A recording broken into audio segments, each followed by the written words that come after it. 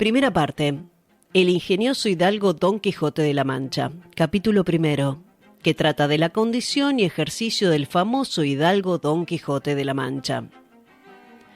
En un lugar de la Mancha, de cuyo nombre no quiero acordarme, no ha mucho tiempo que vivía un hidalgo de los de lanza en astillero, adarga antigua, rocín flaco y galgo corredor. Una olla de algo más vaca que carnero, salpicón las más noches, duelos y quebrantos los sábados, lentejas los viernes, algún palomino de añadidura los domingos, consumían las 3 partes de su hacienda. El resto de ella concluía en sayo de velarte, calzas de velludo para las fiestas, con sus pantuflos de lo mismo, y los días de entre semana se honraba con su vellorí de lo más fino. Tenía en su casa un ama que pasaba de los 40 y una sobrina que no llegaba a los 20 y un mozo de campo y plaza que así ensillaba el rocín como tomaba la podadera. Frisaba la edad de nuestro hidalgo con los 50 años.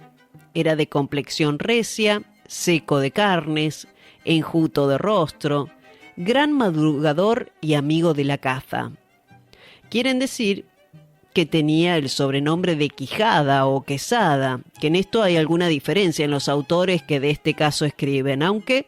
por conjeturas verosímiles se deja entender que se llamaba Quejana. Pero esto importa poco a nuestro cuento, basta que en la narración de él no se salga un punto de la verdad. Es pues de saber que este sobredicho hidalgo, los ratos que estaba ocioso, que eran los más del año, se daba a leer libros de caballerías con tanta afición y gusto que olvidó casi de todo punto el ejercicio de la caza y aún la administración de su hacienda, y llegó a tanto su curiosidad y desatino en esto, que vendió muchas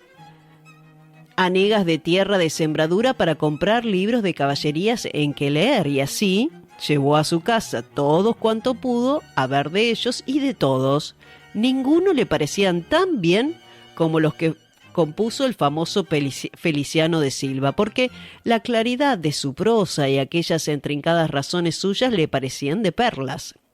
Y más cuando llegaba a leer aquellos requiebros y cartas de desafíos donde en muchas partes hallaba escrito: la razón de la sinrazón que a mi razón se hace, de tal manera mi razón enflaquece que con razón me quejo de la vuestra fermosura. Y también cuando leía: los altos cielos que de vuestra divinidad divinamente con las estrellas os fortifican y os hacen merecedora del merecimiento que merece la vuestra grandeza. Con estas razones perdía el pobre caballero el juicio y desvelábase por entenderlas y desentrañarles el sentido, que no se lo sacara ni las entendiera el mismo Aristóteles si resucitara para solo ello.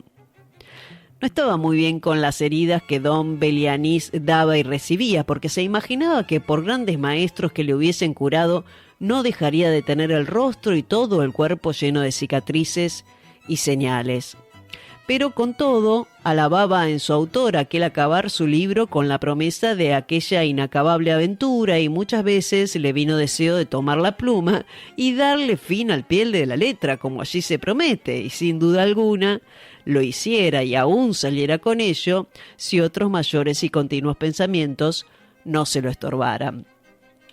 Tuvo muchas veces competencia con el cura de su lugar, que era hombre docto graduado en Sigüenza, sobre cuál había sido mejor caballero,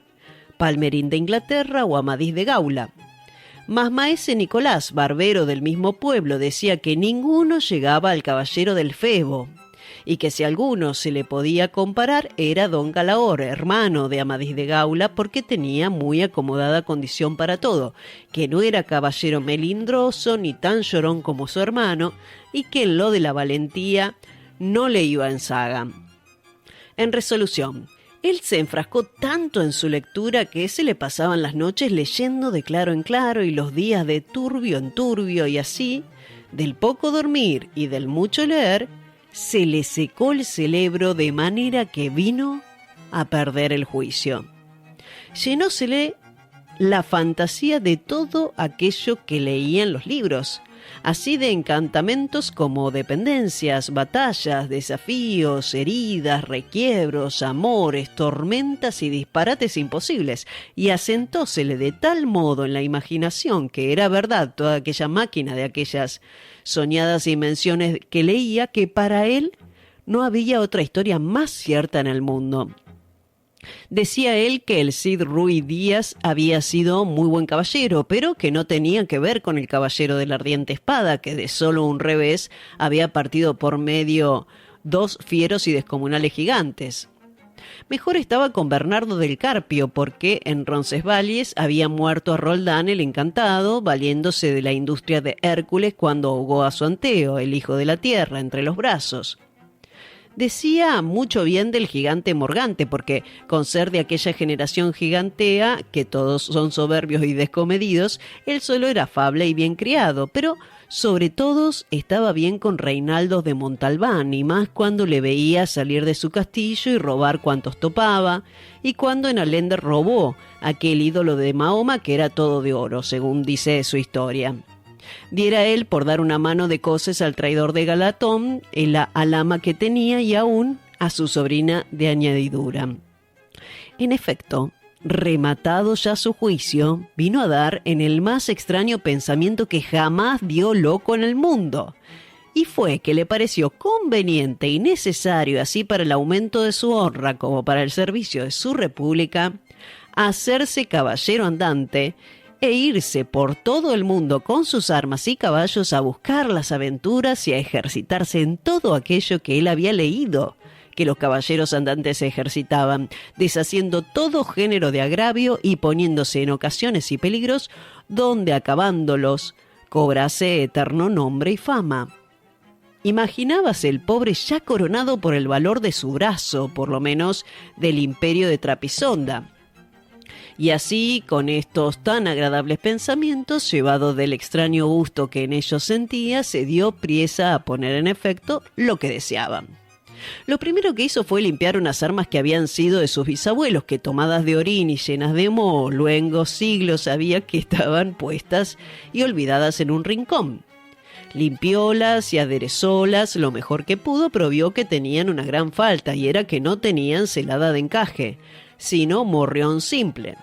Mas a esto suplió su industria, porque de cartones hizo un modo de media celada que, encajada con el morrión, hacía una apariencia de celada entera.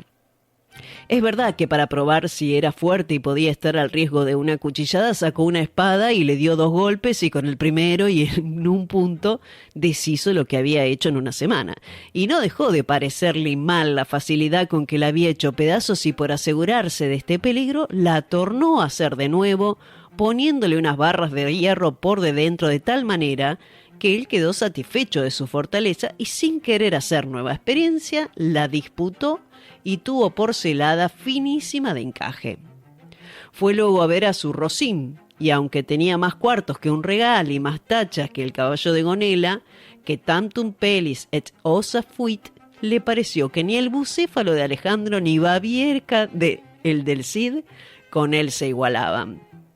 4 días se le pasaron en imaginar qué nombre le pondría, porque, según se decía él a sí mismo, no era razón que caballo de caballero tan famoso y tan bueno él por sí estuviese sin nombre conocido.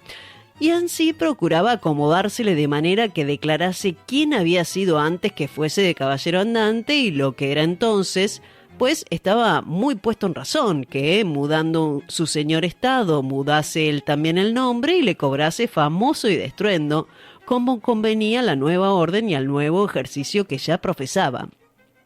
Y así, después de muchos nombres que formó, borró y quitó, añadió, deshizo y tornó a hacer en su memoria e imaginación, al fin le vino a llamar Rocinante.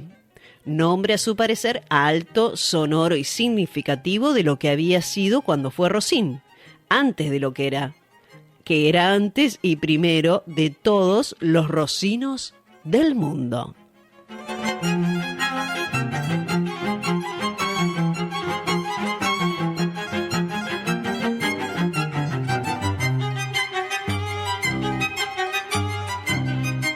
Puesto nombre y tan a su gusto a su caballo, quiso ponérsele a sí mismo, y en este pensamiento duró otros 8 días, y al cabo se vino a llamar Don Quijote,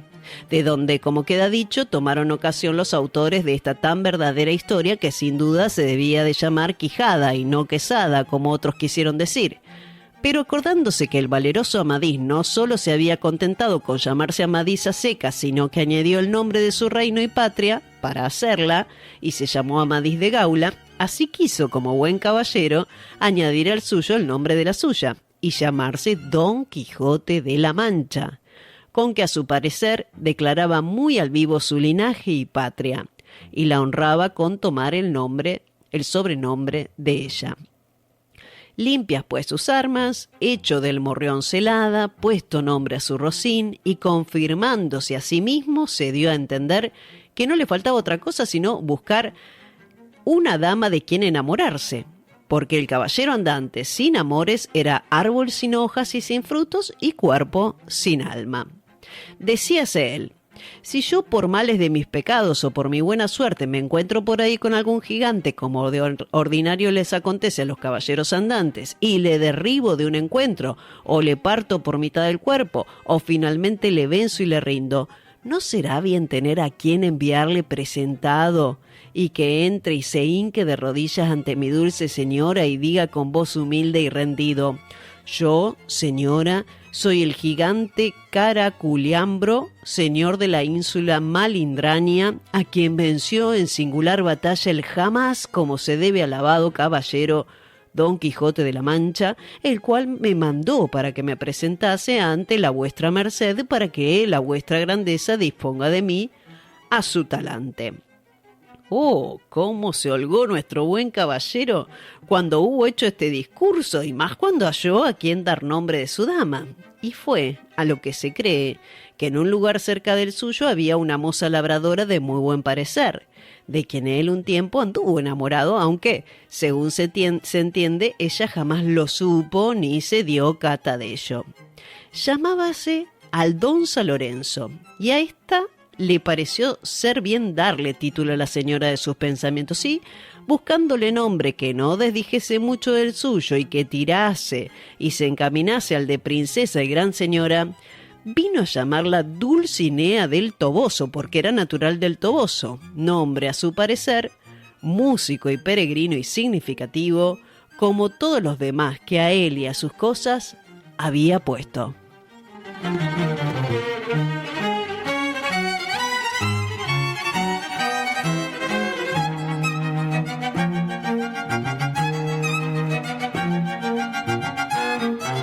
Ahí termina el primer capítulo del Quijote, este libro enorme que está lleno de aventuras y que me parece que es también una gran aventura leerlo. Ya el capítulo 2, por ejemplo, trata de la primera salida que de su tierra hizo el ingenioso Don Quijote. Tenemos que ver que en el primer capítulo nos cuentan, hay un hombre que leía mucho historias de caballerías en un determinado momento. Esas fantasías toman tanto su vida que siente que él también puede o debe convertirse en un caballero andante. Y empieza a forjarse a sí mismo, ¿no? Que necesita un nombre, que necesita un caballo con un nombre importante, que necesita todo caballero tener una amada, alguien a quien homenajear detrás de cada aventura. Y también le va a faltar su escudero, que está un poco más adelante. Ahí aparece el famoso Sancho Panza, ¿no? Un libro que es una gran aventura recorrerlo, que tiene además mucha riqueza en ironía. Si uno se adentra un poquito en lo que iba haciendo, ¿no? En algún momento acá, cuando se refería a los escritores o a los caballeros andantes que estaban en los libros, se burla de eso. Entonces, si uno estudia un poquito el ambiente en el que se dio, también se puede divertir con eso. Pero van a encontrar muchas frases de la vida diaria común nuestra que se van a dar cuenta que vienen de aquí, que son aquellas que se han pasado, como pasa con muchas frases sabias, ¿no? Que pasan de generación en generación.